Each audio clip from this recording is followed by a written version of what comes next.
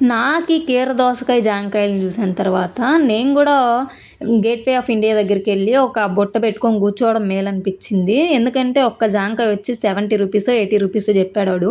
ఇంక తగ్గిన కూడా తగ్గాడంట. ఈ ఎండకైతే బాగా ఆకలేస్తుంది. ఇంకేం చేద్దాం చూస్తూ ఉంటే వాడేమో ఆ కాస్ట్ చెప్పాడు. ఇంక చూసినంత సేపు చూసి ఎళ్ళిపోయామనమాట. అందుకే నేను జెప్పింది ఇక్కడ ఒక బుట్ట తెచ్చుకొని కూర్చోవడం మేలు సాయంత్రం వరకు అని జెప్పి.